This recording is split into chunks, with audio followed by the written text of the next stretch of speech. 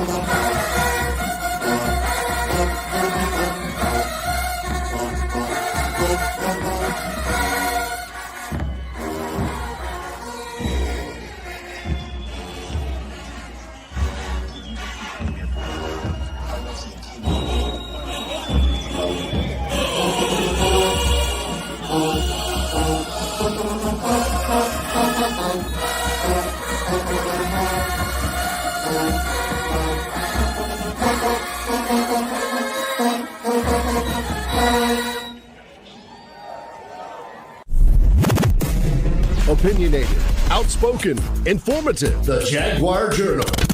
Your source for the latest information on Southern University sports and SWAC athletics. A Baton Rouge sports talk tradition.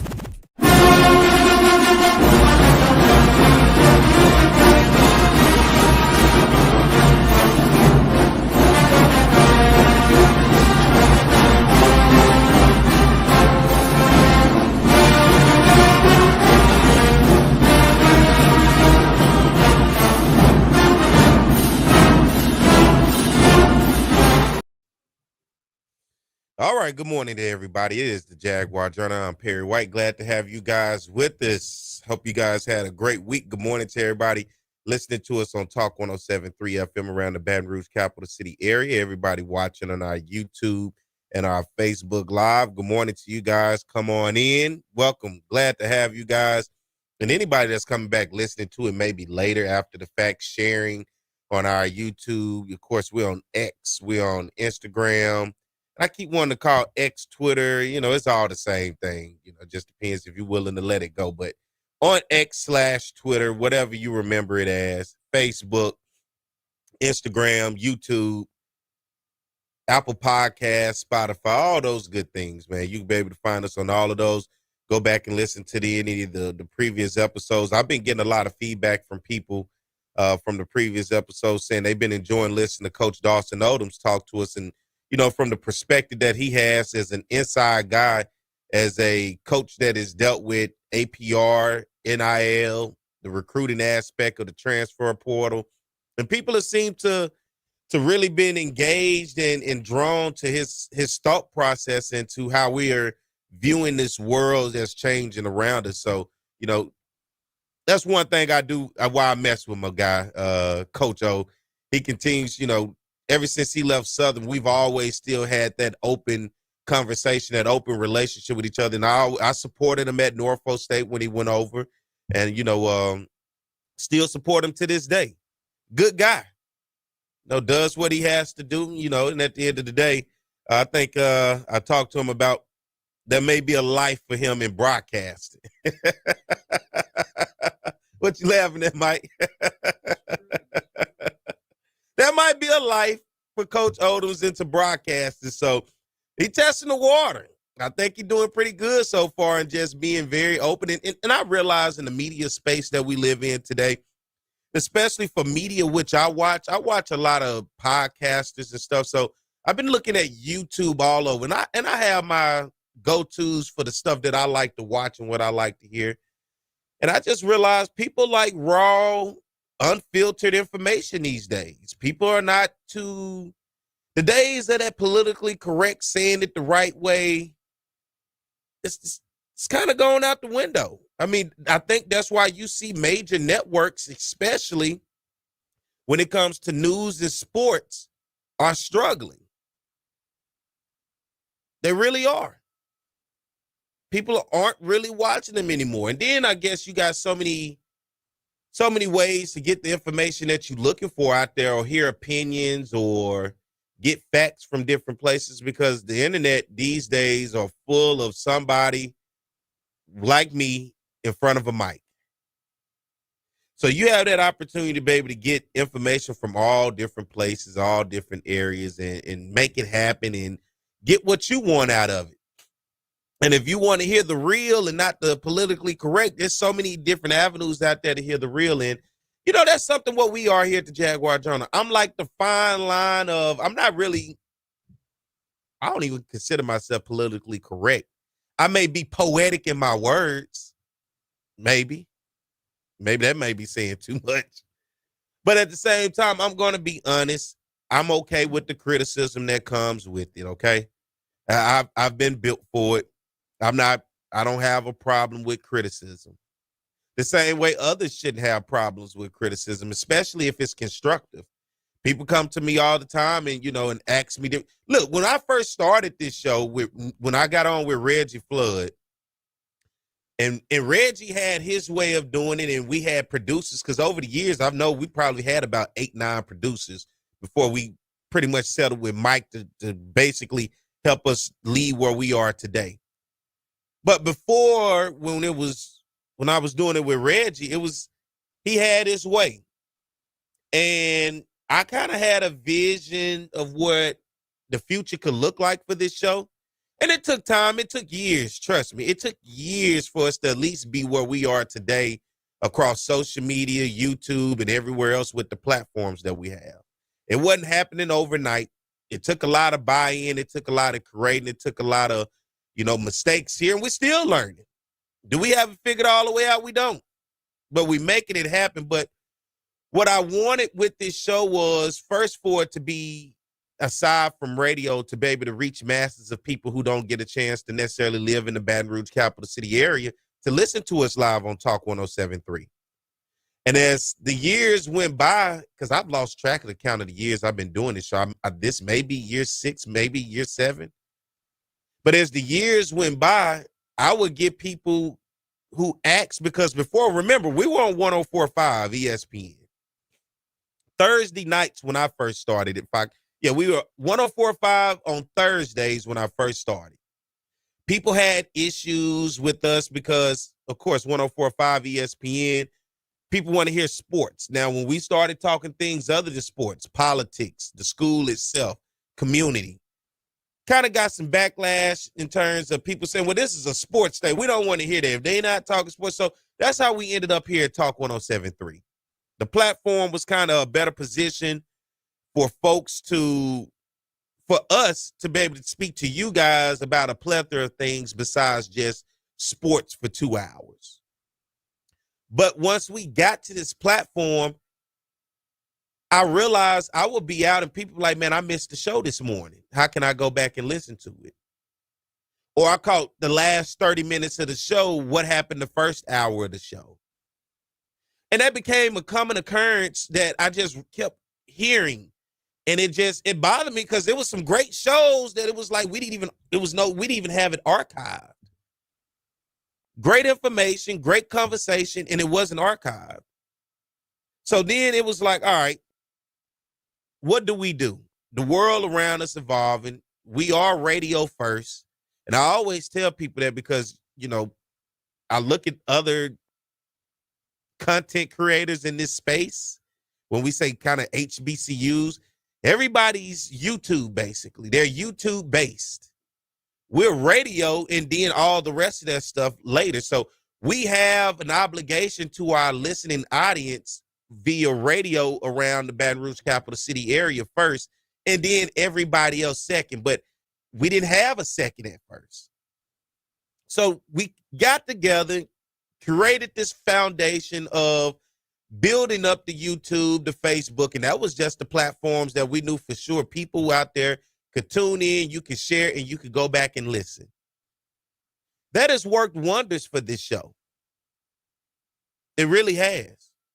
Even right now, just the simple fact of us, you guys hear my voice on the radio, but for those who are watching on our YouTube, they get to comment and conversate with each other via whatever topics that we're having. They get to ask questions live right as we're having the conversation. The same thing with the Facebook. But I say all that to say that the way that this show has since gone, it comes with criticism, of course. It comes with people side-eyeing me and looking at me crazy sometimes because I talk about the hard truth sometimes. Now, I'm not on here because I've heard the past of what the Jaguar Journal was way before my days, right? The Jaguar Journal has been around for 20 plus years.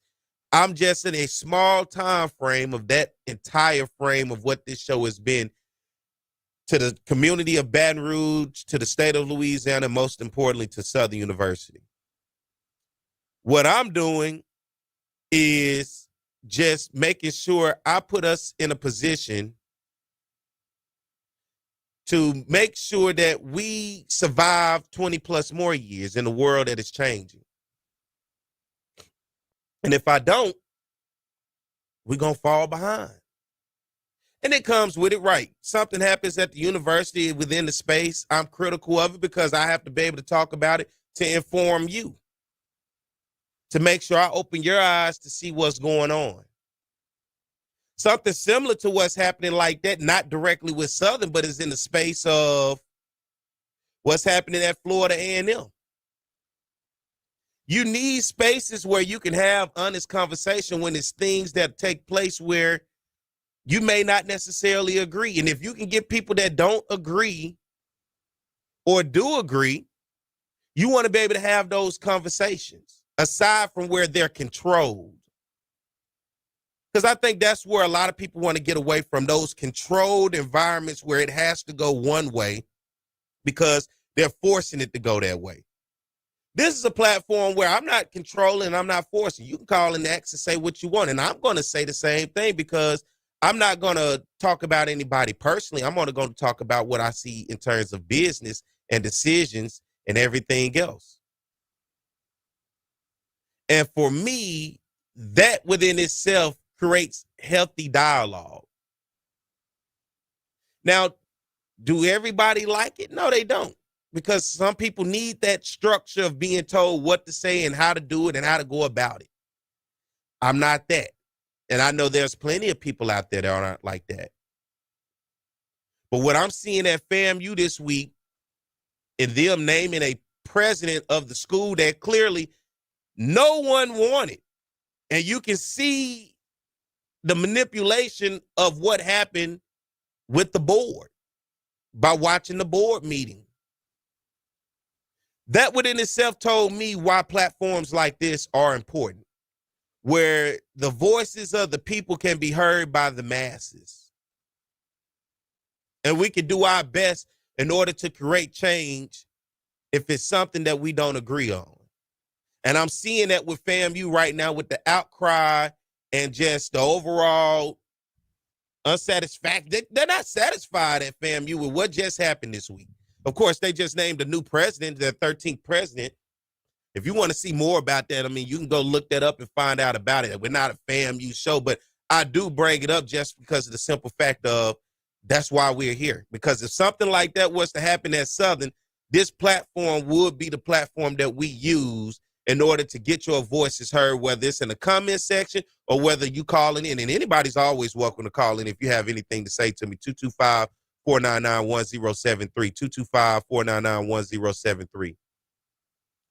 But that's why I'm having this conversation with you today, because I'm seeing everybody posting videos about I'm displeased. I don't like this. I don't like that. When it comes to what's happening at FAMU. And what's happening at FAMU in today's time can happen at anybody's HBCU, anybody's school right now. It's a real situation. That's why when it's election times, I come on here and I talk about elections. Elections matter when you start to talk about the whole grand scheme of everything. Elections matter when you want to know, well, who's going to be appointed to the board. And then when those people are appointed to the board, what ultimately happens from the decisions that they make once they're on the board for the future of your institutions, for the future of whatever. That's why I constantly make sure I bring politicians on here. I bring community leaders on here. Because we can't sit back and wait on people to make decisions for us when we don't even make the decisions for ourselves on what we want the future to look like. And then when it does happen and somebody else makes the decision and we don't like it, what do? We sit back and we go on social media and we rant and we rave. We got to be proactive. You got to be in a situation or in a position for those situations ahead of time. And if not, you'll find yourself reacting to something that you can't control in that moment because it's already too late. Similar to what's happening at FAMU. That's why it matters for you to get out and vote, to be a part of whatever process in your community, in your area, to be informed, to be aware, to realize what impacts you as a community, and whether that's a neighborhood community or whether that's a four-year institution community. And that's why things like the Jaguar Journal, this show right here, is so important to the community.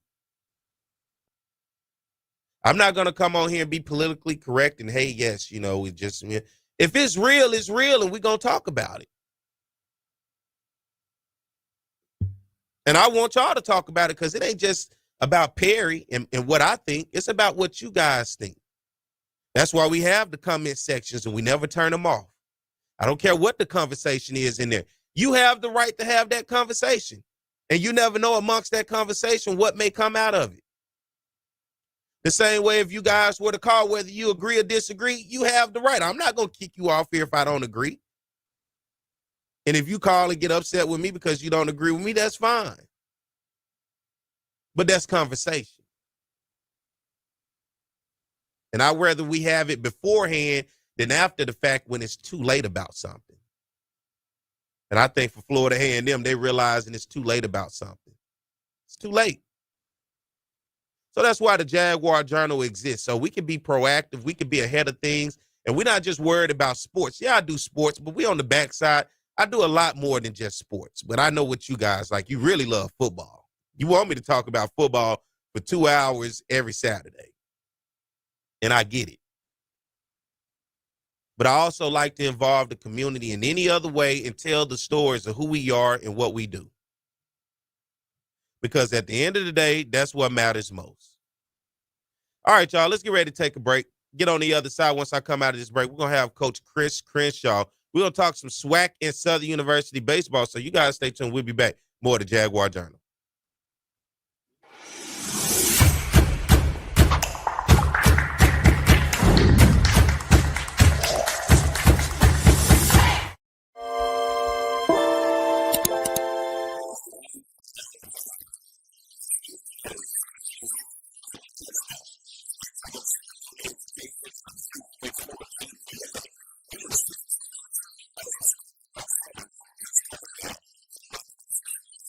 Quincy Richard is the quarterback. And Don, this is a man who's really changed his game from last season, and he's a graduate student as well. Yes, he has, Bob. Quincy Richard has matured into the unquestioned leader of this Southern University offensive attack. 10 wins this season, and he set school marks for passing yards and touchdown passes. And Bobby's had a lot of help. Only 5 sacks on the season. He earned his undergraduate degree back in August. He's taking some master's classes, and he wants to be a lawyer.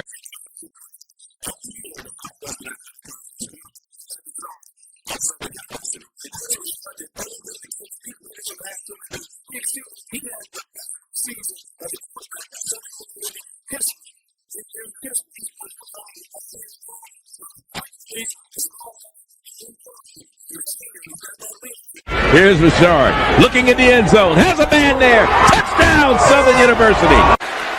Play clock down to 3. Richard gets it off over the middle. Touchdown! Holmes goes in motion and comes set on a 1st and 10. Richard completes it. That's Ard. Ard down the sideline. He could go.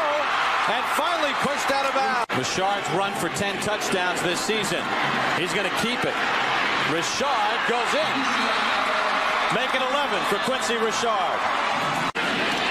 Richard wide open. Touchdown, Chris Davis. Oh, does he love playing football even more now? That in the flag against Grambling, holding on the kickoff. Richard looking deep, and it's a touchdown. But only 3 times did he go down. Twice he ran out of bounds behind the line of scrimmage. It goes down as a sack. 2nd and 8, the deep ball, and that's our man, Chris Davis, for the touchdown. Time for today's State Farm Players of the Game. And from Southern University, the quarterback, number 15, Quincy Richard, 34 of 42, 552 yards, 5 touchdown passes. Quincy, on behalf of State Farm Insurance Companies, I want to present you with a trophy for the most outstanding player today. Congratulations.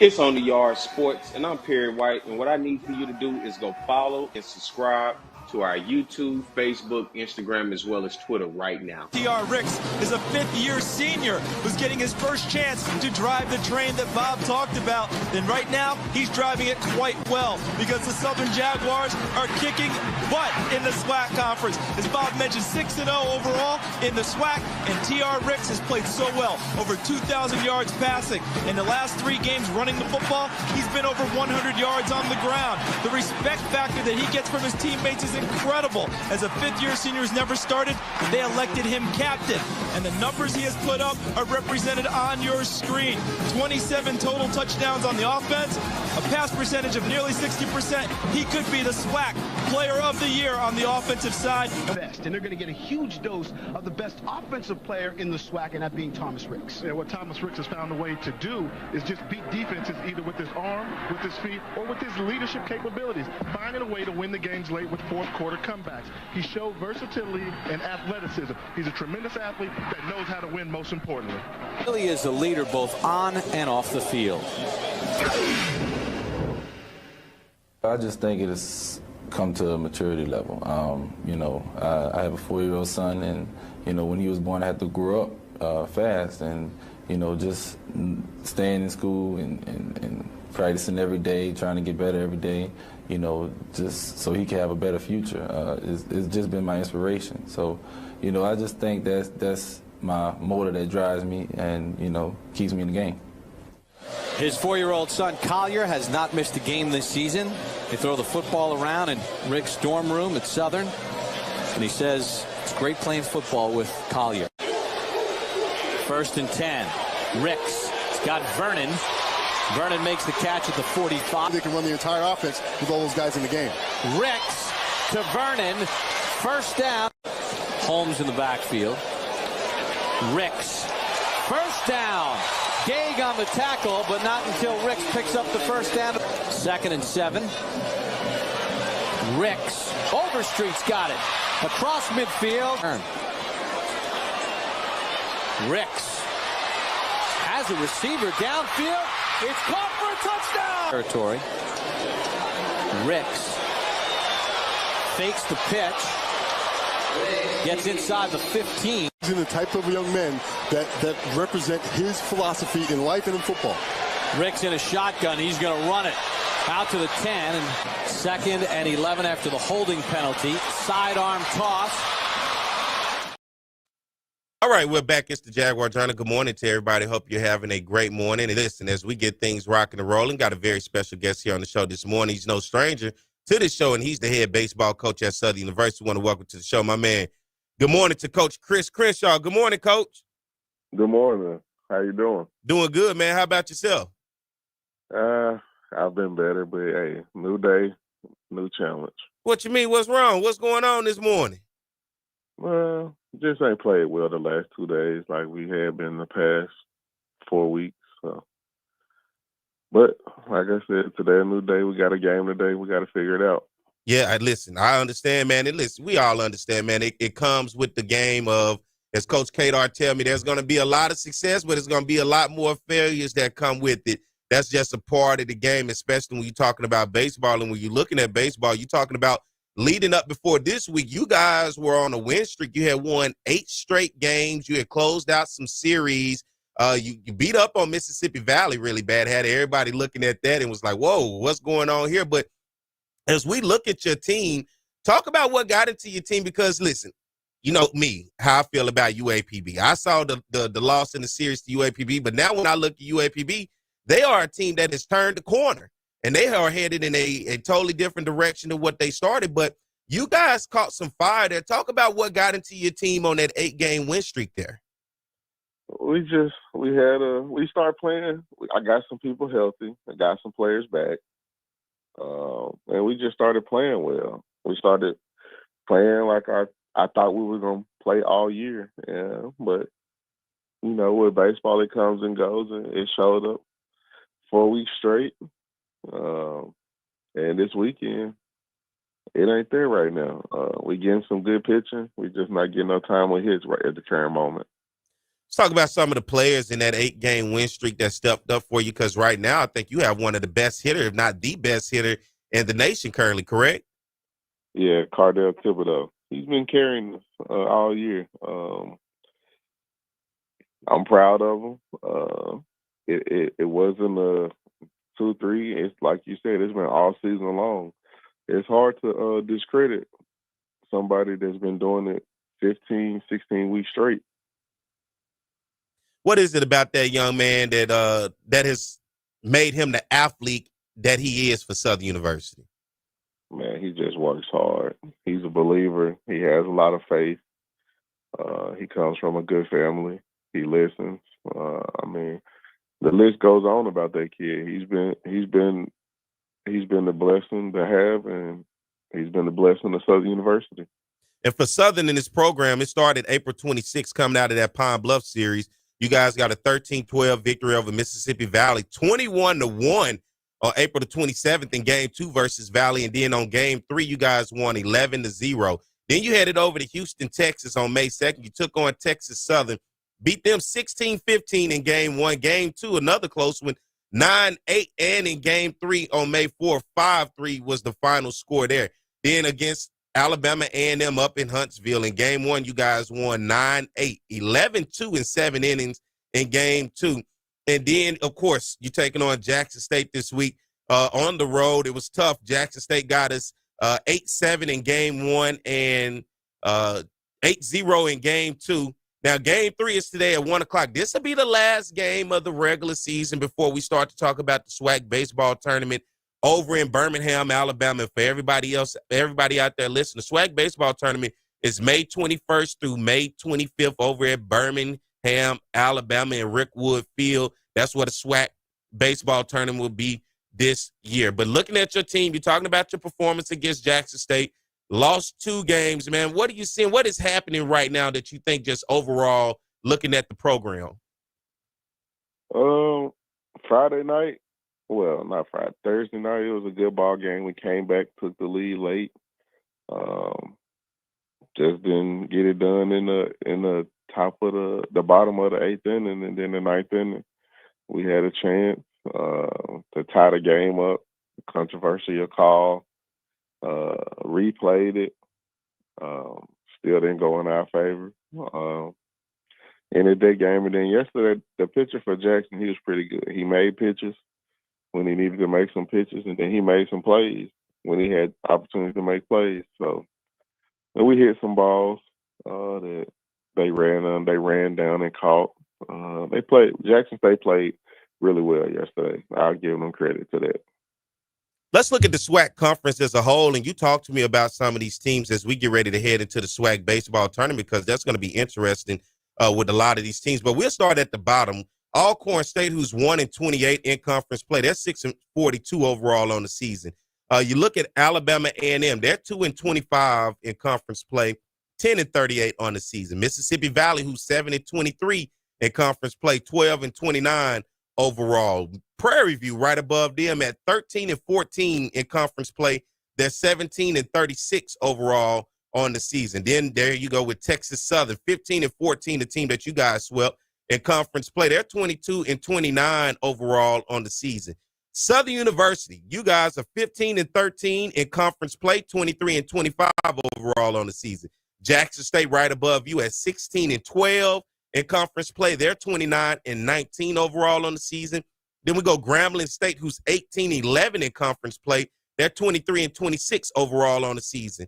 UAPB, the Golden Lions, man, have just risen up the charts like a hot record up the billboards. They're 15-9 in conference play, but 17-32 overall on the season. And then Alabama State, who's 21-9 in conference play, they're 29-27 overall on the season. And then the two Florida schools who have fared very well since transitioning from the MEAC to the SWAC, Florida A&M in that second place spot, they're 23-6 in conference play. They're 29-23 overall. And right now, everybody who's pretty much looking at conference champs and having the projections, Bethune-Cookman right now is projected to win the conference tournament.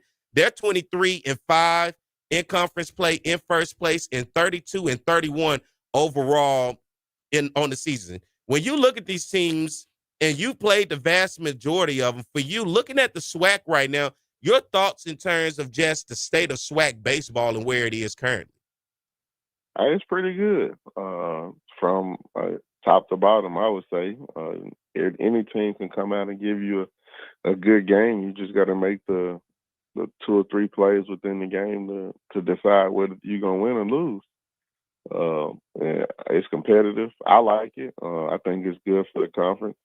And I think the other coaches in the other leagues should take a look at our conference, and we should get a little bit more respect, I believe, just because of the schedules we play and how we play against each other.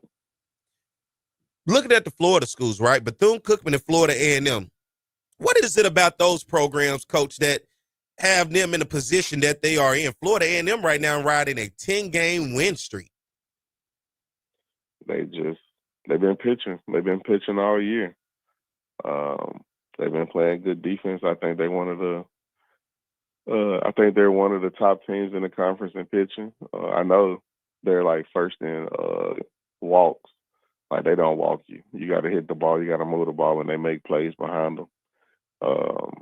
And then they've been getting time of hits, I would assume. I don't think they're scoring a whole lot of runs, but I think they're just scoring enough, and their pitching is doing enough to helping them. Bethune-Cookman, they've just been scoring runs all year. That lineup top to bottom is pretty good.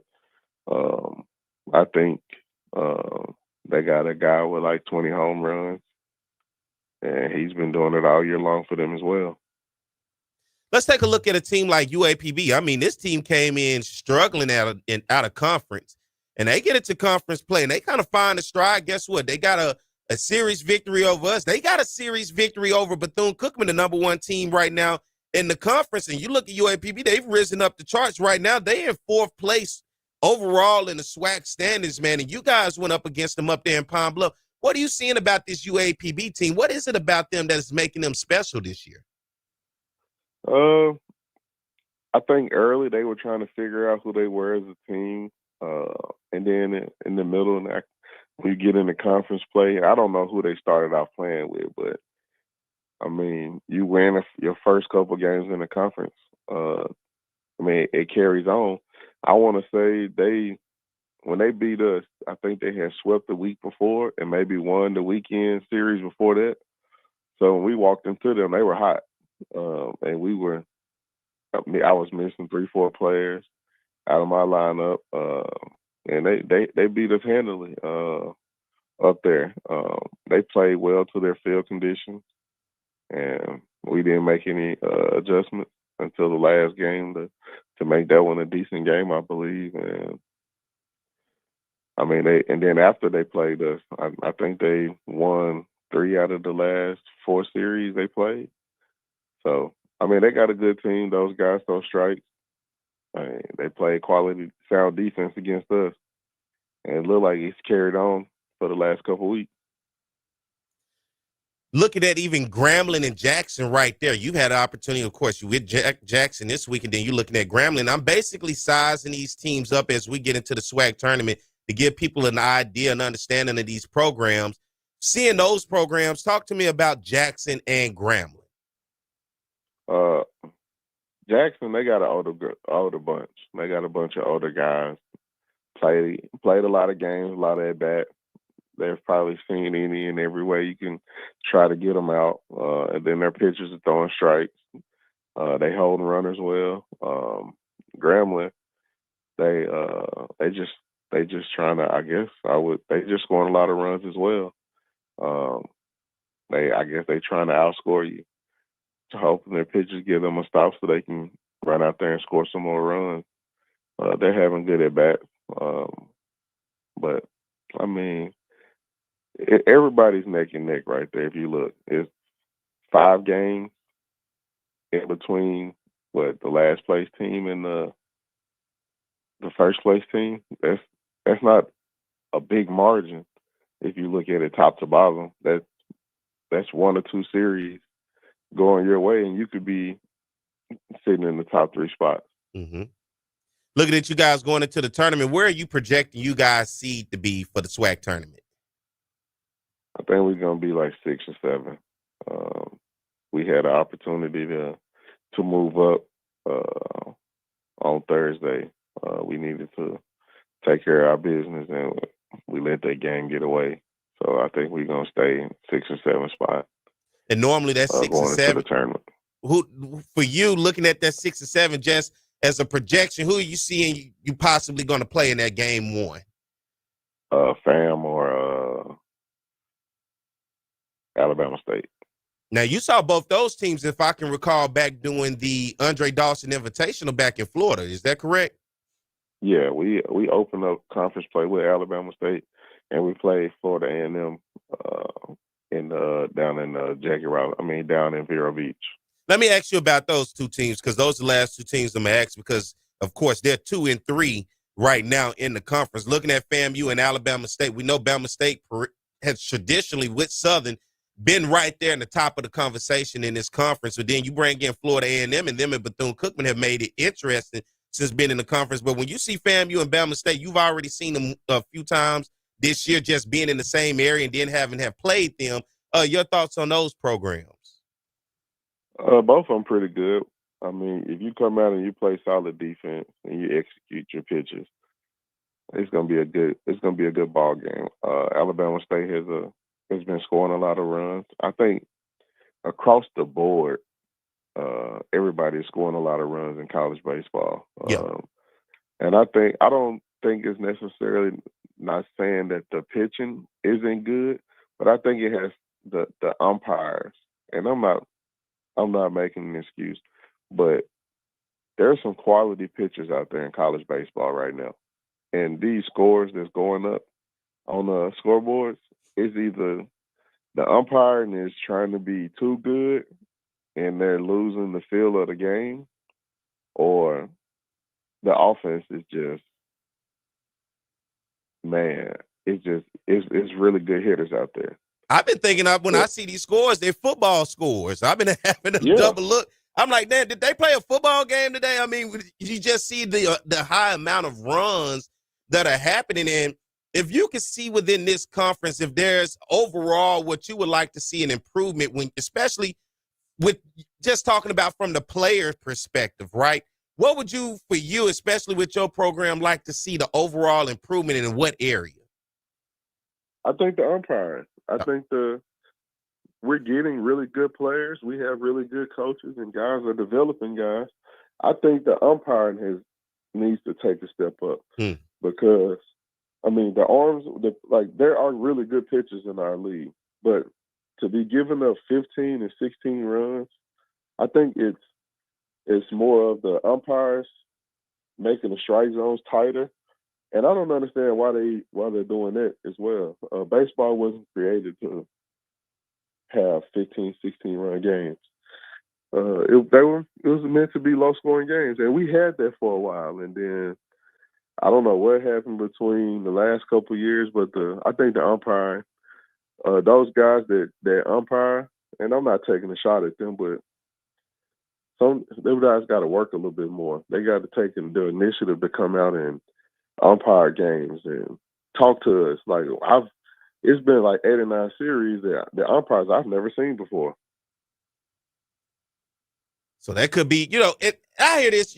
These days, you hear it across all levels of sports, even on the football side, baseball, basketball, where a lot more has been put on the umpires. And, there has been, I guess, nationally a shortage in different areas. So trying to prepare guys and get guys to get out there, I think has been one of the most crucial impacts of trying to get guys prepared. I'm actually going to a baseball umpire meeting today. I'm thinking about getting in that side, Coach. So I don't want you to be critical if you see me out there, with a tight strike zone. But no, that's just a joke. But I'm actually going to a meeting today because there is a shortage on some areas when it comes to officiating, regardless of the sport.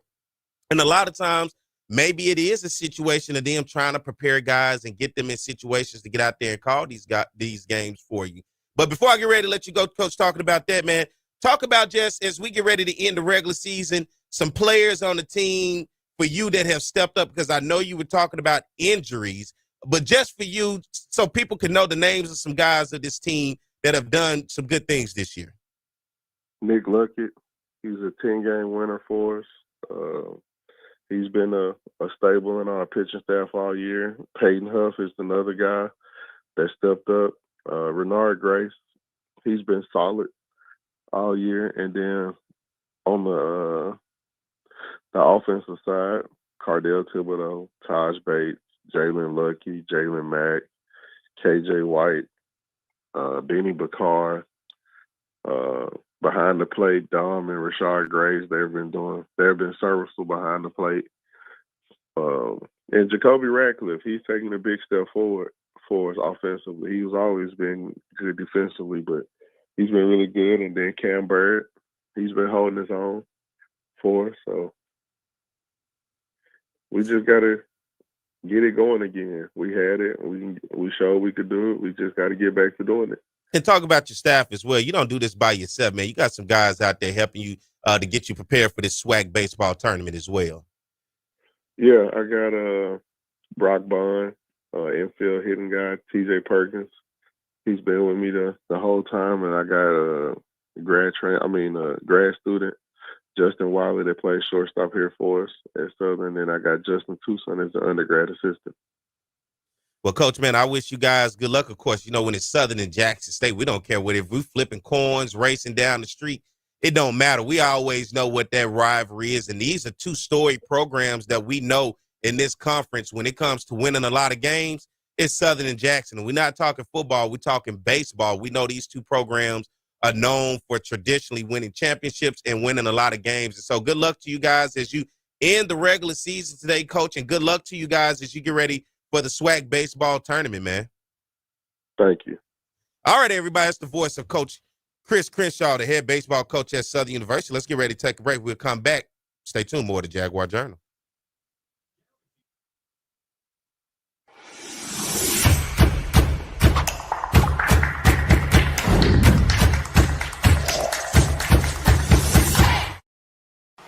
It's On the Yard Sports, and I'm Perry White, and what I need for you to do is go follow and subscribe to our YouTube, Facebook, Instagram, as well as Twitter right now. Talk about offense, we talk about Southern, and it begins with their passing game. Tom, beyond potent, we're talking about high octane, we're talking about fast break, we're talking about 41 points a game, some 500-plus yards since Terrence Levy has taken over this offense. Because that young man doesn't drop any ball. With the legacy that you started here, you got to feel happy to see it continue on with Doug Williams. Ball now back at the 22-yard line. Levy, no pressure at all. Touchdown, Ingram. The Bayou Classic. Levy on a first and goal play. Throws a touchdown. Grambling comes with a blitz. Levy steps in the pocket. And his pass is caught. One-handed grab. sort of in the middle of the road of the SWAC, but immediately they jump on the Jackson State defense. And here's Levy rolling out. And the pass is caught. Ball is at the 31-yard line. Again, throwing the football downfield. Oh, and his receiver, Hayes, makes the catch. See you later. Touchdown, Southern. If you're going to get, I got some free tickets. Look out for it, brother. Going downfield. Oh, and what a play by Southern. Score. He's played a lot tougher ever since. And this is a free play for Southern. 2nd and 15. It's a free play. Levy completes his It's pass. a free play. Oh, and he's still up. It's a free play. Hayes is going to continue running inside the 10, the 5. Unbelievable Michael Hayes. 3rd down. And 23 for a first. Levy over the middle. Nice pass that time. 2nd and 20. Levy doesn't have to get it all, but he's going to have to pick up some yards. Here he is throwing. Nice catch made. The receiver, Michael Hayes. There he goes. Hayes makes the catch. Hayes still on his feet. Hayes looking for blocking. Hayes trying to find a hole. Hayes is still on his feet. He alley-oops. He's inside the 15 and drawn out a foul.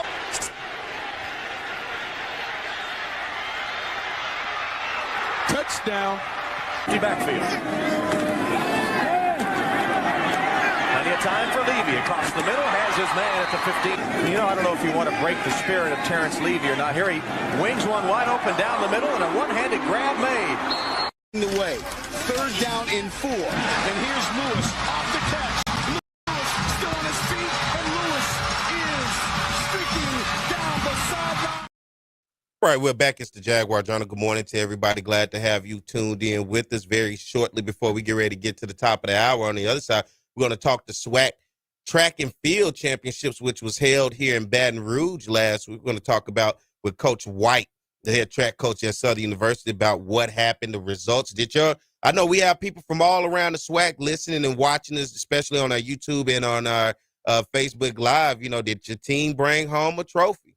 Did anybody bring back a trophy with them? So we're going to have an opportunity for Coach White to break it down and talk to us about all the events that took place, because Southern University did host it for the 2nd consecutive year here in Baton Rouge. And for everybody out there listening, hey, be sure to go subscribe to our YouTube channel. It costs nothing. Just hit that subscribe button. It is free. And then on the other side, if you're following us on our Facebook Live, hit the like and the follow on our Facebook Live. We'd love to have you continue to support us and grow on the journey with us, grow with us. All we're doing is having a conversation about the things that you love and that you like to talk about anyway. We're also on Apple Podcasts. We're on Spotify. If you want to follow us on social media other than Facebook, we're on X and as well as on Instagram. So continue the journey with us. Follow us.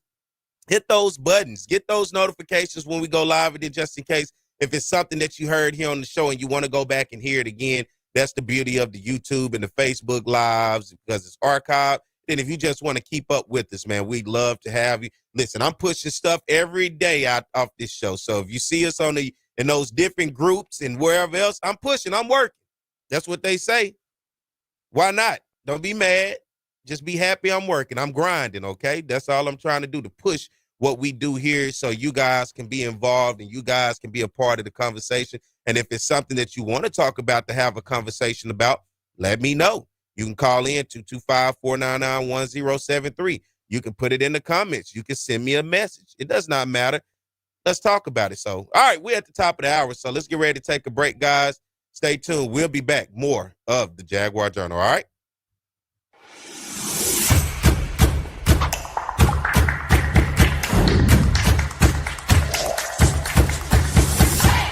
Quarter with Jackson State leading 10-3. Ball is at the 31-yard line. Again, throwing the football downfield. Oh, and his receiver, Hayes, makes the catch. See you later. Touchdown, Southern. And every time you think Southern struggles, they come back, they make a play. They've done it all year long. Kick is up. Kick is good. 2nd down and a yard to go. Again, they give it to Lewis. Lewis finds room. Lewis still on his feet. Lewis making a move to the outside. He's inside the 25, the 10, the 5. What a run by Ryan Lewis. 69-yard run for Ryan Lewis, and how about this? Kicks up, kicks good. Halftime, George Johnson along with Charles Mann. Southern trailed in this football game 10-7. Then they reel off 14 straight points, and they do it with the big plays. And that's something that we didn't think would happen, at least from Southern's perspective.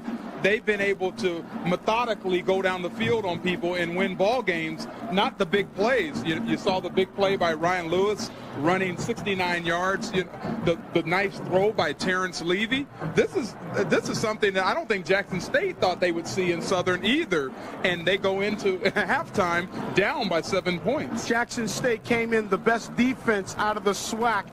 And if you take a look at the highlights, you will see that this club, and I'm talking about Southern, was really able to capitalize on a couple of miscues, and the big plays are the result of it.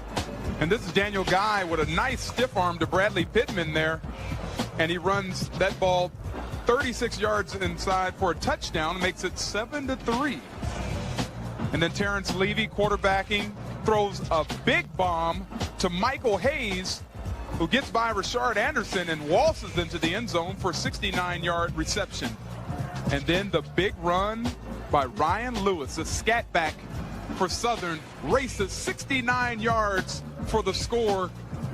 And that's where it stands right now, 17-10. Southern is on top. Passing leaders in the conference, Donald Hayes from Grambling, your top passer. Washington second, but he's intercepted right there. This time the inside handoff, and the ball was dropped to Tommy Head. Here's Taylor in the pocket, looking downfield and looking for Leroy Fields, and this one looks intercepted, and it is. He's played a lot tougher ever since. And this is a free play for Southern. 2nd and 15. It's a free play. Levy completes his pass. It's a free play. Oh, and he's still up. It's a free play. Hayes is going to continue running inside the 10, the 5. Unbelievable Michael Hayes. Hayes now with 187 yards receiving. 169-yard touchdown, 181-yard touchdown. And Southern's came up with all the big plays. They lead by 14. And that one is intercepted by Darden. Darden looking for some room, and Guyan will finally drag him down. But we start the 4th right after this. 2nd down and 20 after the penalty. Oh, he's got a man wide open. Going into the corner. Touchdown! Reynolds attempting the point after. It's good. A 32-yard field goal. Kick is up. Kick is good. This is a great football game. We knew it would be, though. And Torrey Thigpen got us out of our seats. And this is the punt return by Torrey Thigpen. We were just talking about we haven't seen him. He breaks 2 tackles and runs up the sideline. He has great blocking, but gets pushed out of bounds on about the 1-yard line. And touchdown Jackson State. The game is a game of momentum swings. All right, we're back. It's the Jaguar Journal. Good morning to everybody out there. They won't let me know when we coming back in. Why y'all won't give me, you didn't give me no cue. You didn't point at me. You didn't give me 5 seconds. I look at they back there. It was his fault.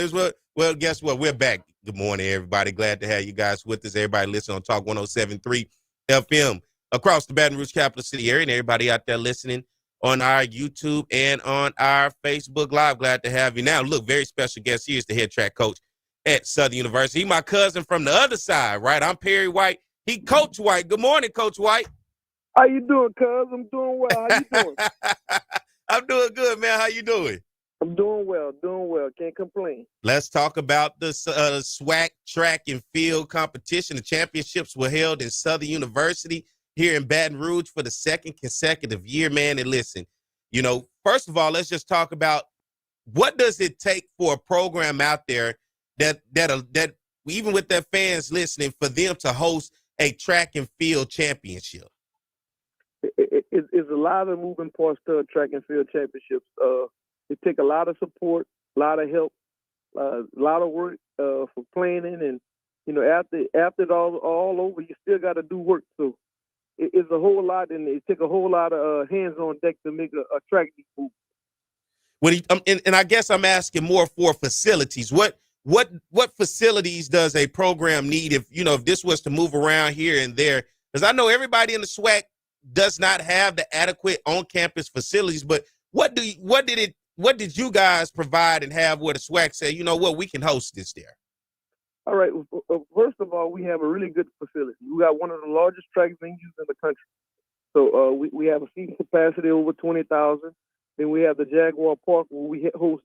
We have our outdoor events. We have the long jump, triple jump, hammer, discus, and javelin. We have all of those events that's held on the outside.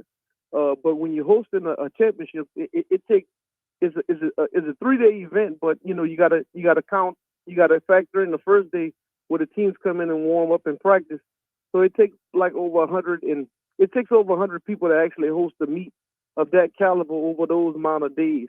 So it takes a lot of, just getting everything right before, making sure everything is set up, making sure the sand pitch filled up, making sure all the lines on in the throwing events is striped up, making sure you got the people to move the hurdles from one point to the other, making sure, you move the blocks, you got the timing guys, you got the officials. It takes a whole lot to host the meet, But, over in Baton Rouge, we do a great job with it. Our administrators make sure to get the adequate help in order to make it work.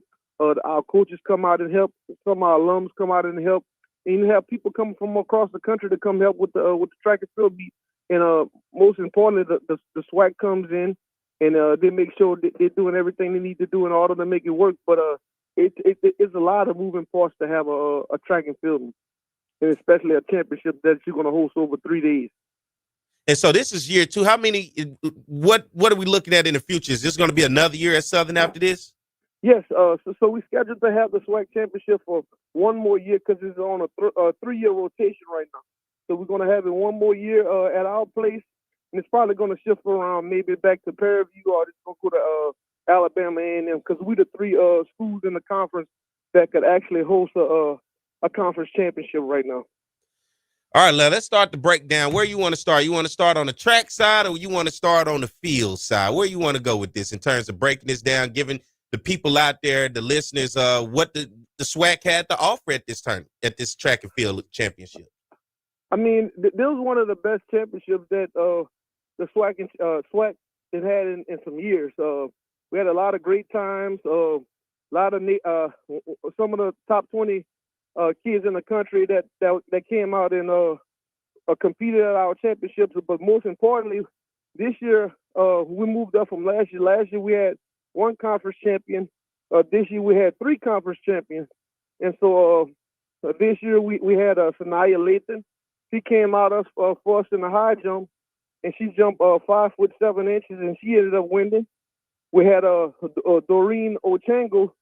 She came out with a win in the steeplechase. That was kind of like unexpected, but she came out and competed. And we had one of our tennis girl, Jessica Hess. She actually came open up that conference meet, and it's our first meet in college, and she won the javelin. And most importantly, she's gonna qualify for the NCAA first round. And we got a whole bunch of kids that did some great things.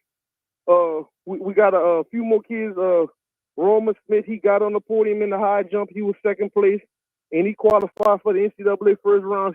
He one of the top 20 high jumpers in the country right now. We have Josiah Parker. He came in 2nd place in the discus throw for us. We had another young lady, Rondisha Williams. She was 3rd in the 100 meters and the 200 meters with lifetime PRs in those events. But this weekend was really, really great. It was a great experience, from Sunday all the way to Tuesday. And the kids really came out and competed real well for us. And we're looking forward to doing even better things in the future. And then looking overall in the SWAC, who impressed you as you looked around at something? Because I even saw UAPB had an impressive showing. Plenty of schools around the country. FAMU. Talk to us about the other schools and their performances. I mean, just like you say, UAPB, they did really great. They got one of the better 4x1s and 4x4s in the country on the men's side, and they got a good chance of making it to nationals. I mean, they had some sprinters that really came out and showed up that's qualified for the NCAA first round. You know, you can't look past Alabama State. They got one of the best sprinters in the country, Stubbs, and that kid qualified for indoor nationals in the 16-2. Last year he qualified in the 1 and the 2 on the outside, and he's one of the top 5 best sprinters in the country. I mean, the SWAC is just not only just good in the SWAC, but you know, in track and field, like we got over like 20 different events where you know where these kids are top 20 in the country. So I mean, the SWAC is a premier conference when it comes in terms of track and field. It's just not like just conference or regional good. I mean, in track and field, we actually national good, and we're gonna have some teams that are actually gonna go out and score at nationals. Gonna be, you know, some of the top 25 schools in the country. You know, you talking about that national stage. I remember, I think UAPB had a guy on the national stage last year. If I'm correct, but you know, looking overall, even at your program, where do you want your program to go heading into the future, and what more can you do in terms of growing that program? I mean, on our women's side, we was third this year. Which wasn't a bad showing, but you know, I think in the future, you know, we're going to get over that hump in order to win it.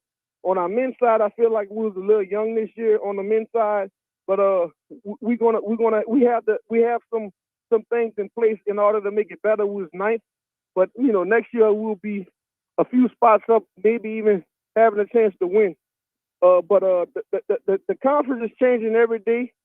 The coaches in the conference, they are doing some really good recruiting, and they're doing well. I mean, there's no way around it. I mean, everybody's doing well, and you got to keep building. I mean, soon as you think you got a team that can actually win, you got to kind of overkill the thing, because you know you're gonna have injuries gonna come. You're gonna have some other things come. You're gonna have some people that's gonna pop up in some places that you least expected that's gonna pop up. I mean, you look at it last year. We had the number 1 and number 3 guy in the 800 meters. They ran 1 minute and 52 seconds. Both of my guys ran 1 minute and 52 seconds and didn't make the final. So I mean, the conference 1 minute and 52 seconds would get you in the finals any year in the SWAC, but that's just to show you the competitiveness in the conferences. You know how it's growing, and every year it just keep getting better. So you know you just can't settle on what you did the year before. You just got to keep moving and get ready for the future, because the future is coming and it's continually get better, and people just learning a lot more things, and they just continue to grow. What does recruiting look like for you guys as you out there looking for the next stars for Southern University track and field? Talk to me about recruiting, and if you need help with recruiting for anybody out there that may have a track and field kid, a student athlete that's considering Southern or looking to go somewhere, of any information that they can send over to you. Actually, recruiting is going well right now. We didn't sign some kids. I think we didn't sign over 10 kids, but we most likely going to have over 20 kids that we're going to sign for this year up and coming class. The way I look at recruiting, I try to get kids that's able to come in and help us right away. So what I mean about help us right away is basically looking at those numbers from the year prior, seeing what those top 8 numbers were in the conference, and I try to base my recruiting a lot on that. But not even just that. I try to look at, you know, kids that could possibly get in the top 48 on the east side in order to go to the next step. So that's kind of what I kind of base my recruiting on. And not just that, I'm looking at kids that can actually graduate and make it through school and matriculate. So that's the kind of things I'm looking at when I look at recruiting. But you know, we always have alum and supporters that always call us up and you know, tell us about certain kids from around the country, and I always embrace that, because you know it got so many kids out there, but it might just have this 1 or 2 kids that, you know, we might not know about, that's maybe in Maine, I don't know, New York or something like that we probably not taking an eye on, that's interested in coming down south, and they can actually help us. So we embrace it. You know, we might have a kid from another country that possibly can help us, but you know, you can always reach out. You know, our email is on the website, our numbers on the website, you know, and we always embrace, you know, people, you know, telling us about kids around the world. When you look at your staff, talk to us about the staff that you have, man, and the other coaches that make this track and field program at Southern. I have a great staff. I have a second to none staff. First of all, we have Coach Esau Lawless. Coach Esau has been around Southern University probably for the past 50 years. He ran for Southern. He competed at Southern, and he works with our 800 group on up, and he works across country. On the jump side, we have Coach Courtney Ware. She actually worked with all the jumps at Southern, and she helped out with the multis and everything. And she's been doing great for us too. And we have Coach Freddie Glover. He's my associated head coach. And he worked with sprints, hurdles, and he worked with the multi too. And he handled a lot of the recruiting aspect of it. So a lot of kids that come in, like 80% of them, he's the one that kind of get on top of that and make sure all that works. And we have Coach White, which is our strength coach, and she's doing really well for us. And she actually come out and help out with the throws and stuff like that. So, I have a great staff. And, I can't complain about it. And we just continuing to find new Jags and just work with the ones that we have in order to make them as best we can. Coach, I got to get ready to take a break for a second. Can you hold on through the break with me and continue the conversation? Yes, sir. All right, let's get ready to take a break. That's the voice of Coach White. He's the head track and field coach over at Southern University. Let's get ready to take a break. When we come back on the other side, we'll continue the conversation. Stay tuned. More to Jaguar Journal.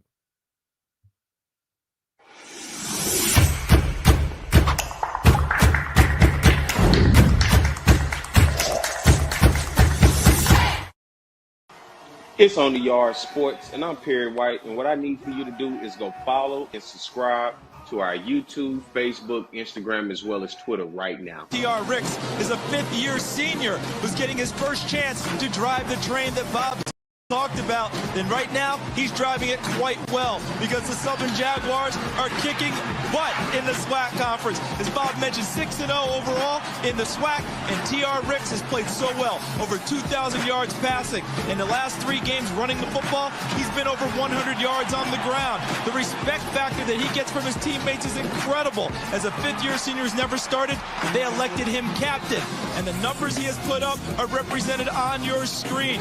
27 total touchdowns on the offense, a pass percentage of nearly 60%. He could be the SWAC Player of the Year on the offensive side.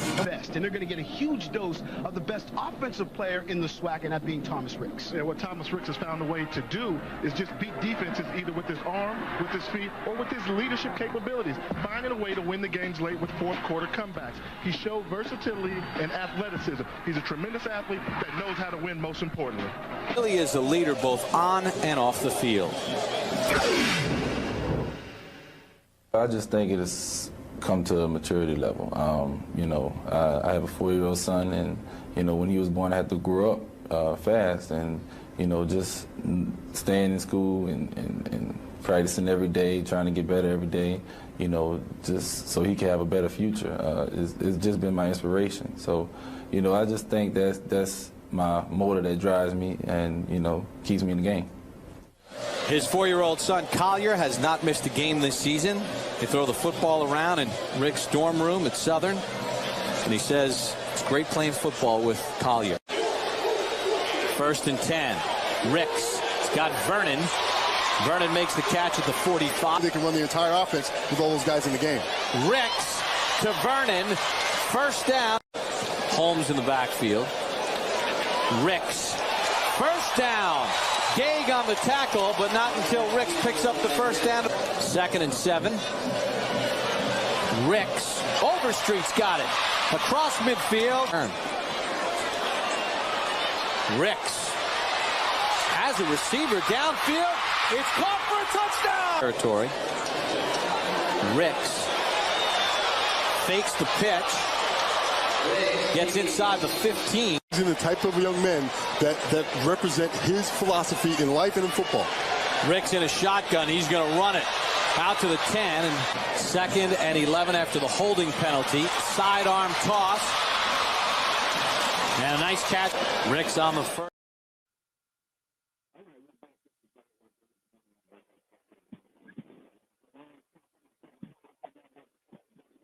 Capital City area. Good morning to you guys and everybody watching on our Facebook Live and on our YouTube. Glad to have you with us. Got my man Coach White, the head track and field coach over at Southern University. Coach, what's up? Nothing much.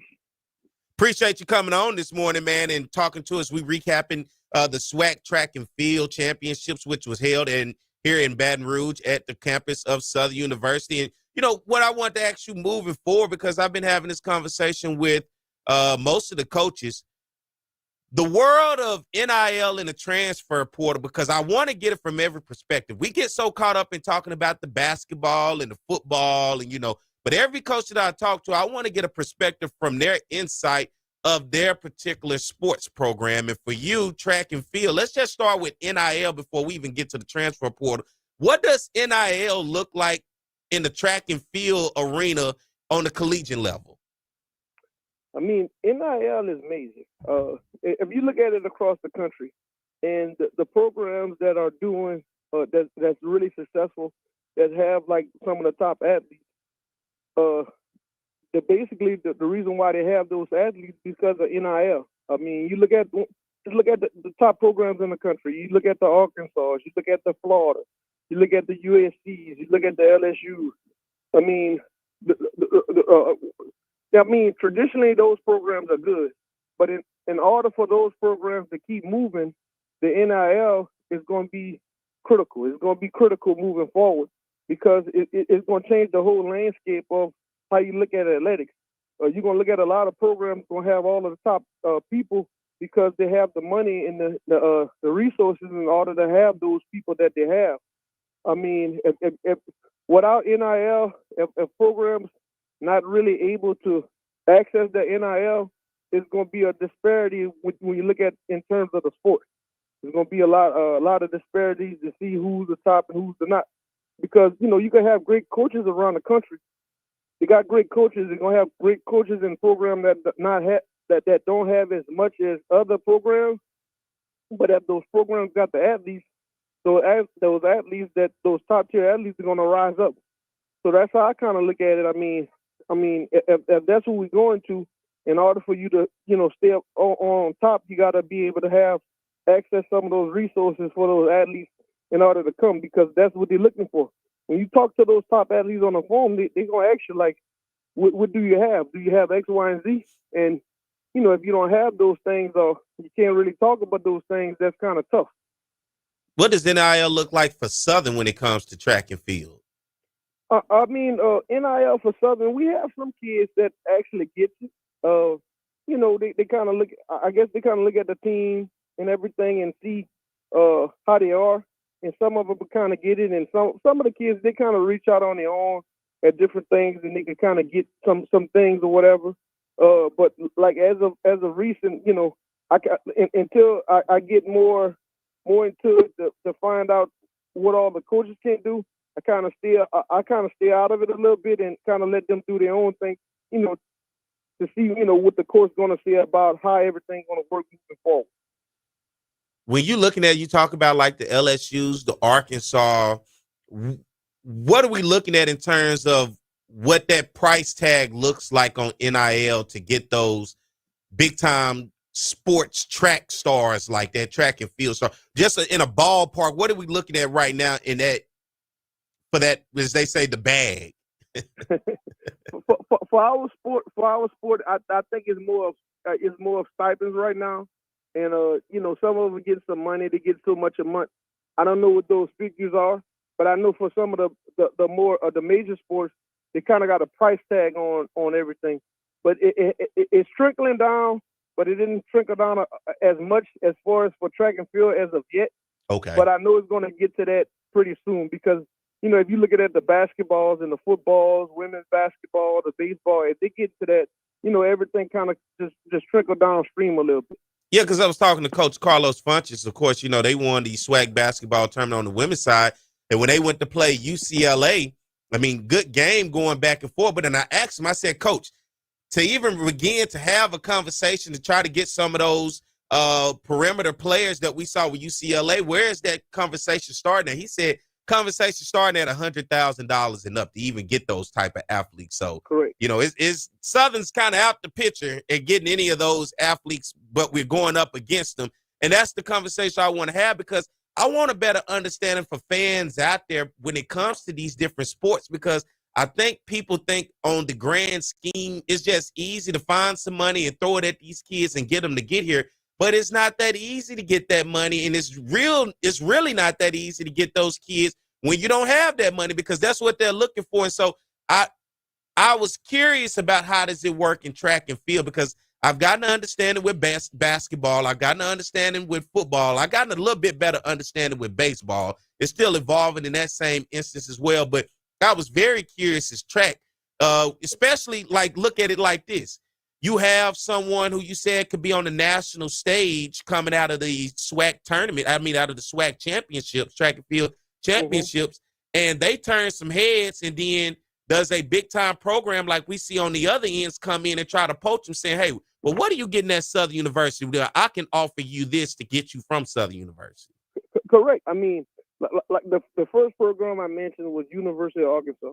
University of Arkansas, when it comes down in terms of track and field, they could do more than pretty much anybody when it comes down in terms of track and field, because, you know, with the resources that they have over there.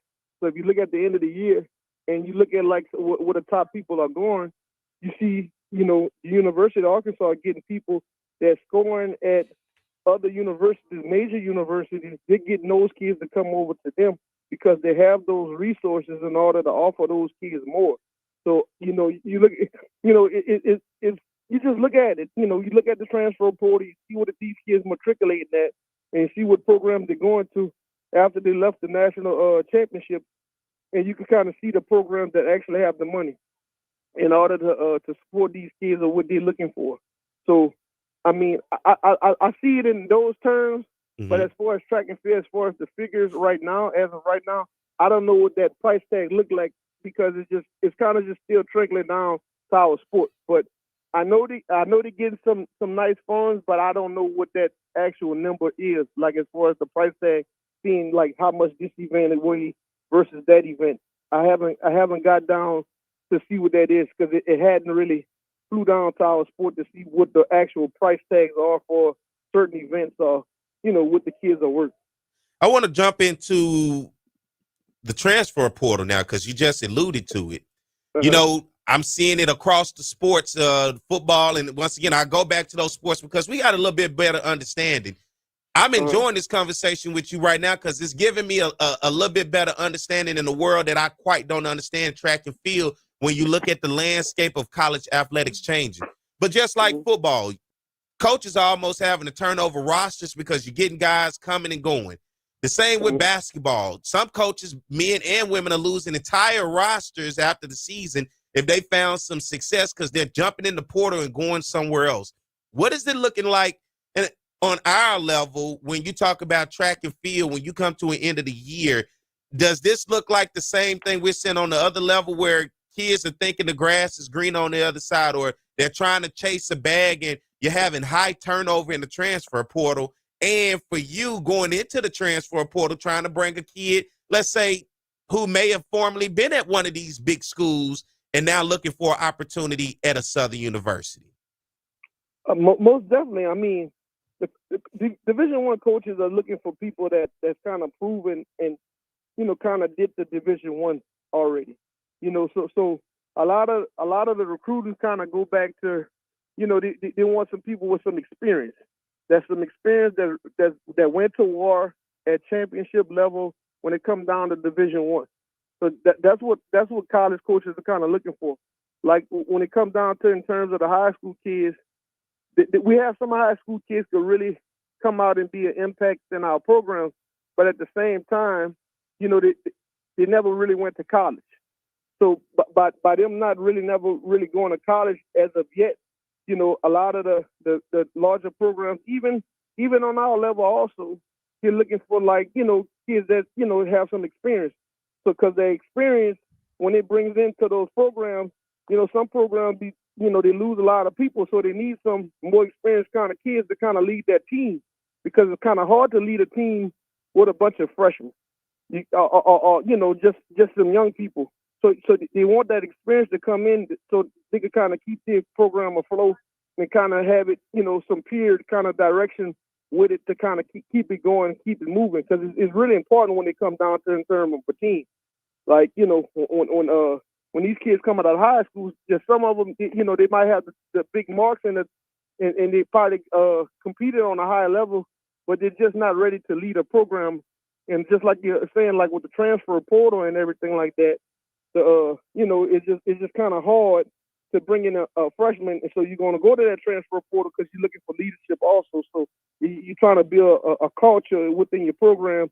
And what you got to do is it starts with the coaches. Most importantly, it starts with those coaches. But you want to have some student athletes that understand the direction of what you're going in order to have the whole team flowing in that same direction. Let me ask you, how has track and field changed? I know Southern has a storied track and field program, right? You even look at Brian Johnson, who won a medal in the Olympics and a former coach at Southern.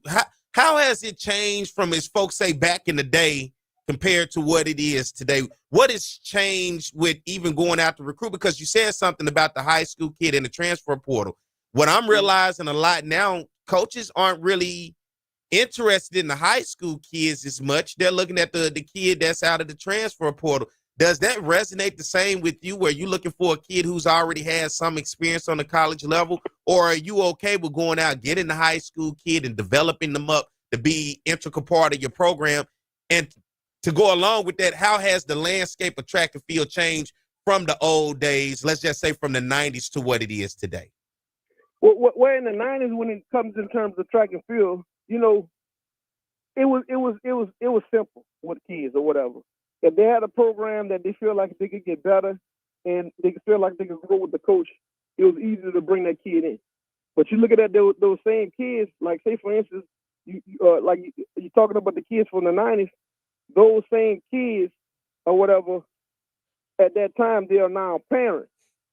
So some of their parents, you know, they know the experience that they went to, and they had a lot of success. But those same parents, most of them would send their kid to a larger school versus coming to like a Southern. Mm-hmm. Like, you know, they're sending their kids like different places because they want a different experience for the kids. Because the way I look at it is it's always growing. It's always growing. I feel like Southern is a great place and everything like that when it comes in terms of everything. But at the same time, like when parents kind of look at that, when you're kind of looking at through their lens, they always want the kid to do something better than what they did. Mm. So I noticed that, you know, they would send the kid somewhere else. They wouldn't send the kid like to somewhere they went because they want them to have a different experience than what they had.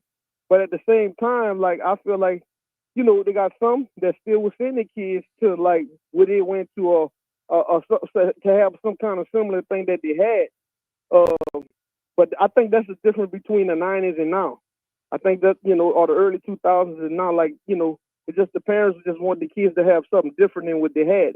And at the end of the day, I understand it, but like we as coaches, we're going to keep on kicking, and we're going to still try to bring in the best student athletes that we could bring in at our institution. But I feel like that at our level, at the HBCU level or whatever, we still got some really good success stories as far as when it comes down to in terms of track and field.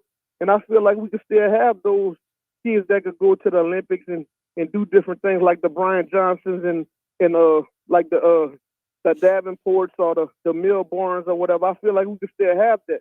But during those times when you back it up, you look at the Milborn Davenport days, like, you know, African American student athletes, they was going to those universities, so they kind of got all the top people at that time. So, you know, over time, just things kind of evolve. But at the same time, I think we could still get some of the top. And yes, we do have to develop some kids. But the way I do my recruiting is I kind of mix it up. I have high school, I have junior college, I have transfers. I kind of have all of maybe more high schools than anything. But I still like to try to bring in somebody with some experience because at the same time, like what I talked about earlier, I still want to have a culture within my program, and I want to have kids that's coming in that understand what I'm saying and what I'm doing with them in order to feed it to the younger ones. I like that because that's a perspective that, you know, I think could be eye-opening for a lot of people out there, because track and field is one of those where the groundwork of a program building kind of get lost in just looking for results. And I think a lot of people, they wait to the results. Did we win this award? Did we win this event? Did we win that? But it's the very fabric of the foundation that I think a lot of people don't understand when it comes to that program. And you're right when you talk about when you have those legacies, right? Someone who went to the school and then their kids, but then my kid, I don't really want him to go to Southern. I want him to go over here. We deal with that a lot across the board at a lot of these schools because the opportunities that the parents say, well, they're not limited like I was. They have the opportunity to go wherever they want, which rightfully so they do. But you look for that legacy to carry on at the schools. And then my last question for you, aside from that, in all honesty, what does it take to at least, and I don't even know in track and field if I can use the word, the name mid-major, but what does it take to just be a national contender in terms of a value pumped into a track and field program? Is it $500,000 annually? Is it $1 million? Is it $100,000? Like, what does it take to truly, I'm saying it because if it's something you need, we have a fan base of people that's out there that may not understand that, hey, we need to maybe invest this into track because I didn't know they needed X, Y, and Z. I didn't know it needed this to be successful because I didn't understand it. Well, I'm going to tell you like this. You said it all right. But my administration give me everything I need, like as far as what I need as far as to take care of the kids. But the resources, we always need more in order to do exactly what you just said. So, and we have more whatever, and we have more resources as far as when it comes down to dollars, we could do a whole lot more with our kids. Like you look at the landscape, you look at NILs and everything like that, and in the track and field, in order to be like a national caliber type team and everything like that, you want to get to these track meets that at a higher level to get your kids exposed to those types of things. So it takes resources in order, to make your team like one of those national contenders. I mean, you look at some of the top HBCUs and mid-level programs around the country. They're actually putting a lot of resources into getting it. And so that's what you need. Like, I feel like we have like a really great venue and everything like at Southern University. And I think a lot of people would love to come to our venue to compete also.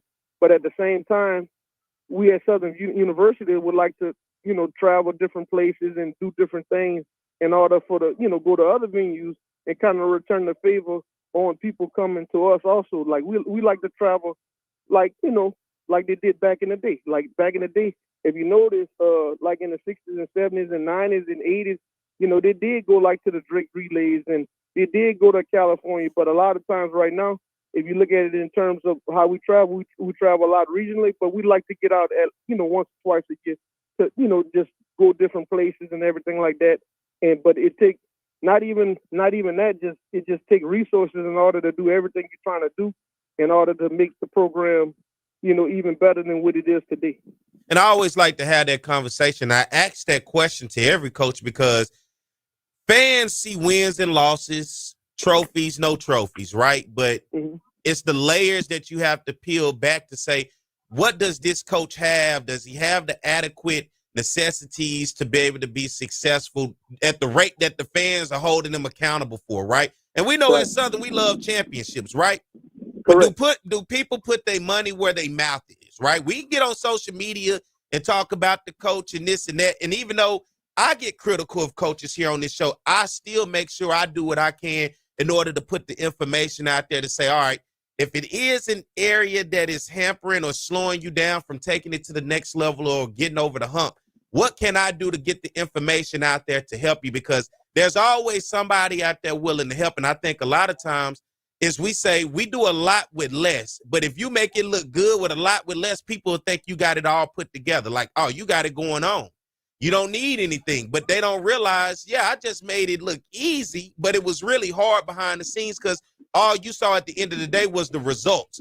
You didn't see what we had to deal with to train and develop this kid with the lack of resources or the lack of equipment. And like you said, we can't travel and go here and expose our kids to this and to that. So it's so much more that people have to understand. And I think a lot of times, and what I try to do with talking to coaches like yourself is to educate the fan out there to look beyond the wins and the losses and the championships, that if it's not where you think it should be because you think the name Southern should automatically be a championship, then what does it take for Southern to win championships, and have a coach to explain that it's not as easy as just getting some kids, recruiting them, and fielding them out there. It's an investment, and the investment comes from the fans and the supporters and the alums in order to continue that. Because I can win this year, but I can't come back next year with the same problems. We got to invest it in, eliminate last year's problem to then move on to something else.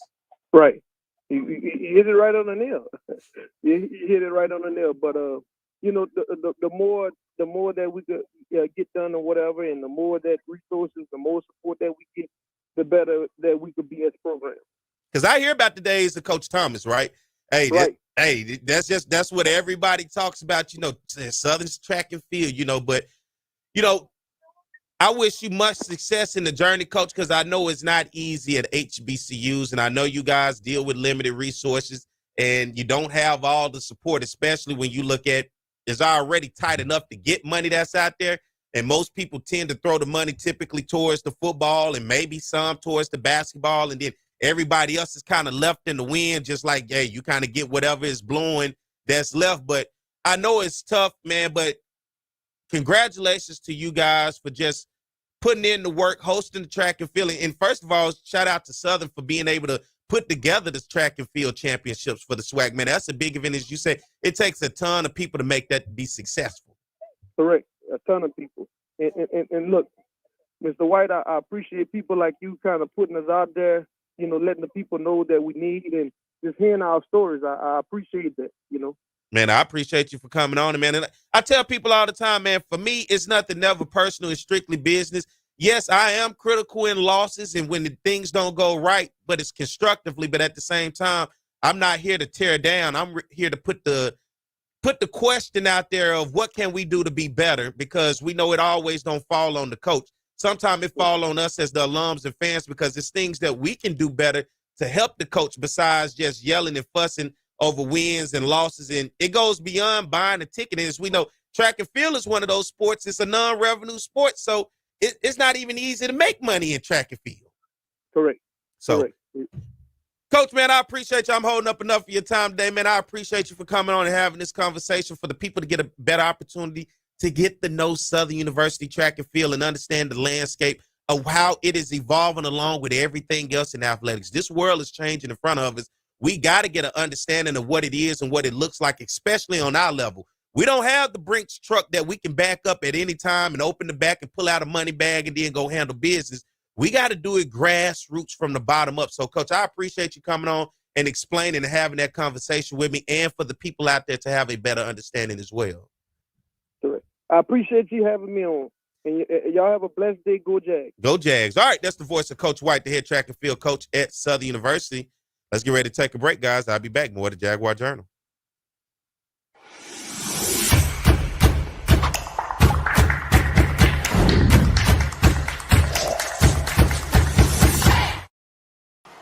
It's On the Yard Sports, and I'm Perry White, and what I need for you to do is go follow and subscribe to our YouTube, Facebook, Instagram, as well as Twitter right now. T.R. Ricks is a fifth-year senior who's getting his first chance to drive the train that Bob talked about. And right now, he's driving it quite well, because the Southern Jaguars are kicking butt in the SWAC conference. As Bob mentioned, 6-0 overall in the SWAC, and T.R. Ricks has played so well. Over 2,000 yards passing. In the last 3 games running the football, he's been over 100 yards on the ground. The respect factor that he gets from his teammates is incredible. As a fifth-year senior who's never started, they elected him captain.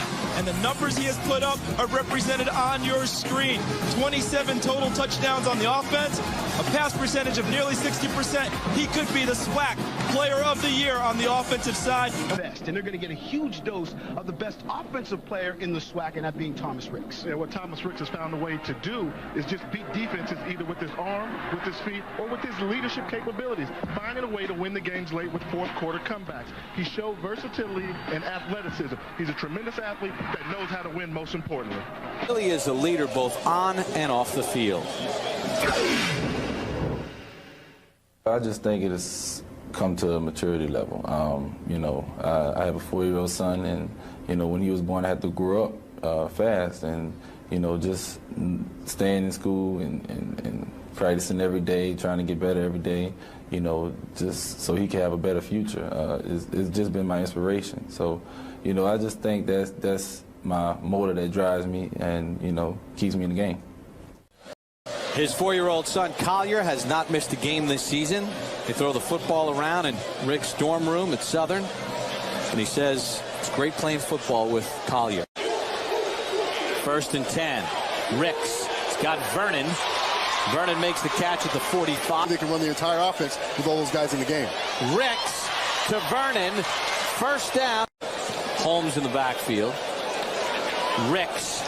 1st down. Gage on the tackle, but not until Ricks picks up the 1st down. 2nd and 7.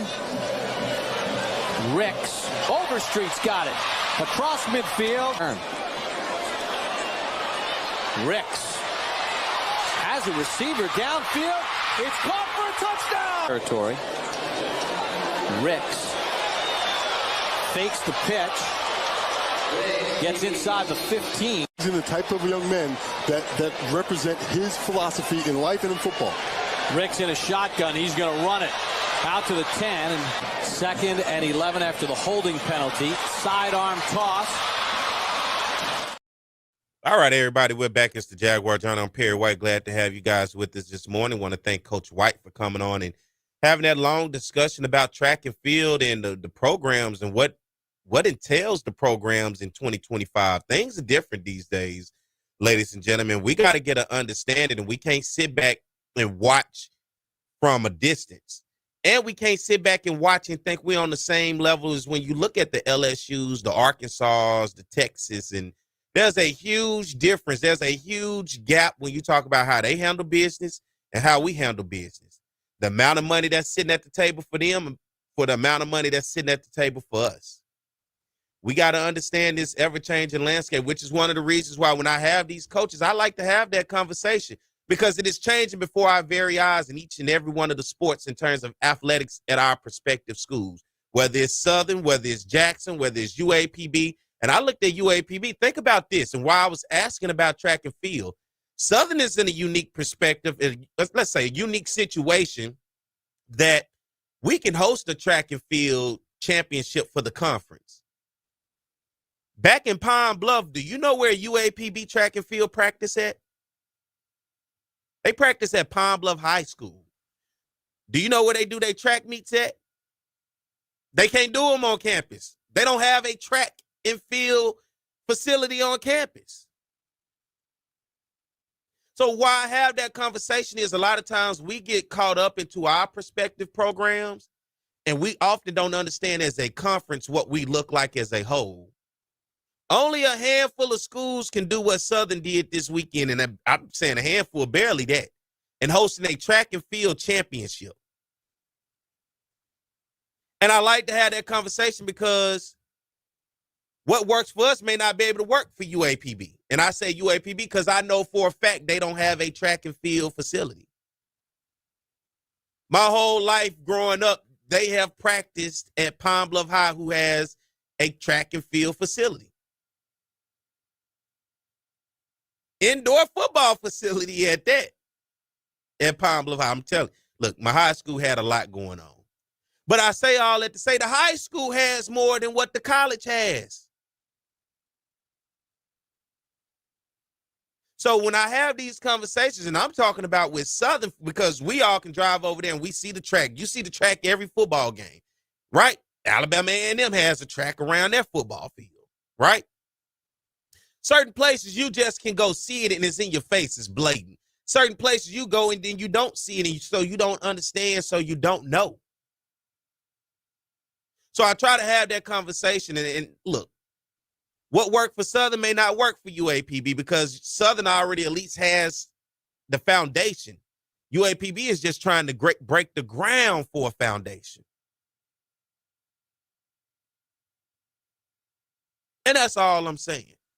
So it's good to understand that as a whole, we need to take a step back and pay attention to the priorities. I was on a show up in Pine Bluff, the Pine Bluff, Little Rock area this past week, having a conversation about NIL.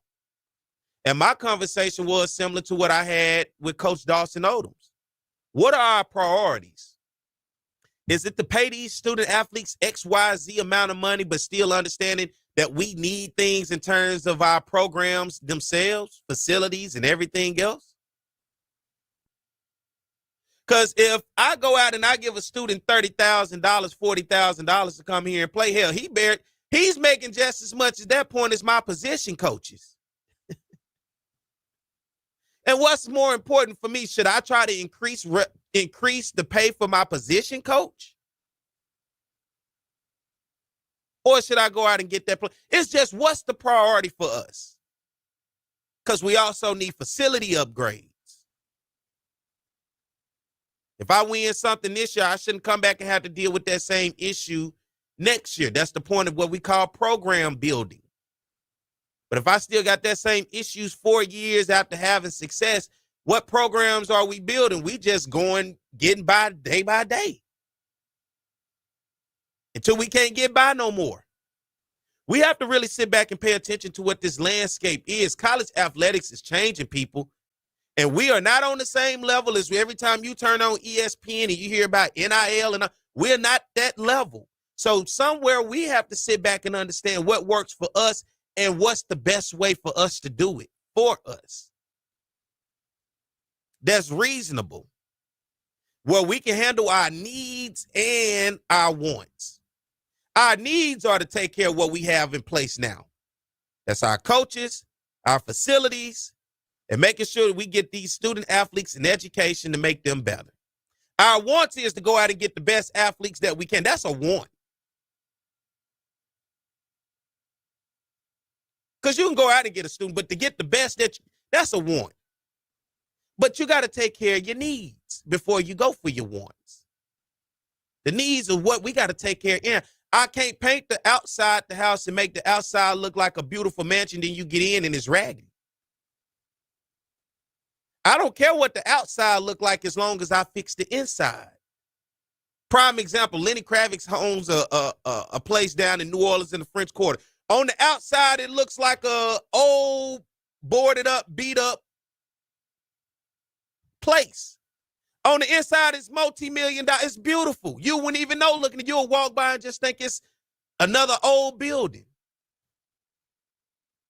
So we gotta build up the inside before we worry about the outside, because we want people to think we got it going on. We want people to think we got it together. That's a problem with a lot of us in these day and age. We want people that think in this, but we gotta really take the time and figure out what can we do.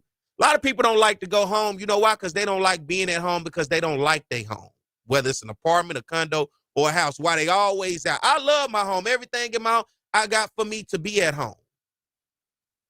You know why? Because I took the time to invest at home. I don't care what you see me drive in. I don't care what you see me wear. I know when I go home, I'm comfortable. It feels good. It's a place that I love and where I want to be. I don't care what people think when they see me on the outside. Hey, think what you want to think. I ain't here to make you feel, or I ain't here to portray anything for you to think I got it going on. I'm not here for you.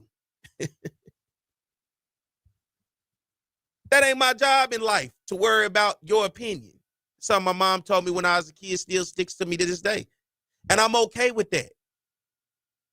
Because I don't have it going on.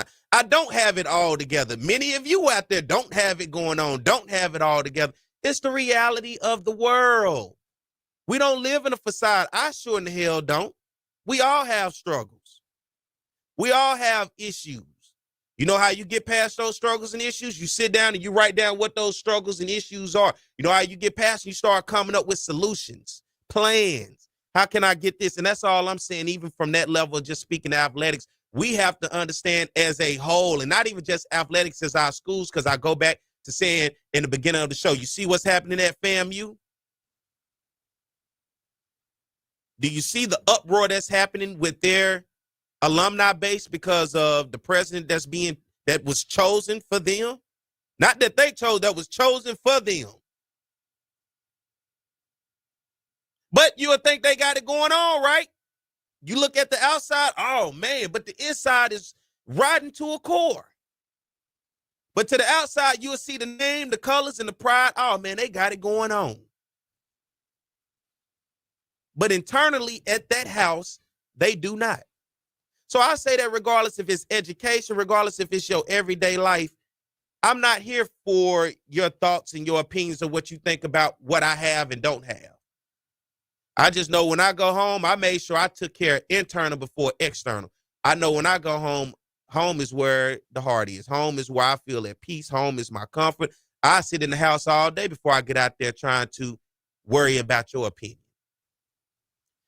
Fix home. And I always tell you, and that's the moral of this, fix your home, fix the inside, whether it's your institution of higher learning, whether it's your community, whether it's a relationship that you're having with somebody, whether it's your own life, fix at home. That's what matters. At the end of the day. Let me take a quick break. We'll come back and get ready to close the show out. All right, guys, stay tuned more to Jaguar Journal.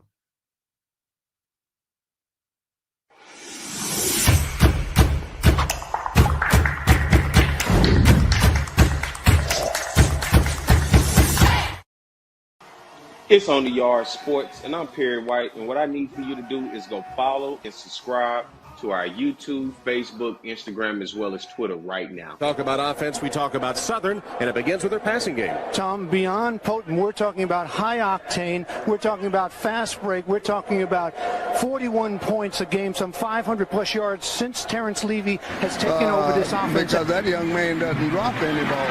With the legacy that you started here, you got to feel happy to see it continue on with Doug Williams. Ball now back at the 22-yard line. Levy, no pressure at all. Touchdown, Ingram. The Bayou Classic. Levy on a first and goal play. Throws a touchdown. Grambling comes with a blitz. Levy steps in the pocket, and his pass is caught. One-handed grab. Sort of in the middle of the road of the SWAC, but immediately they jump on the Jackson State defense. And here's Levy rolling out.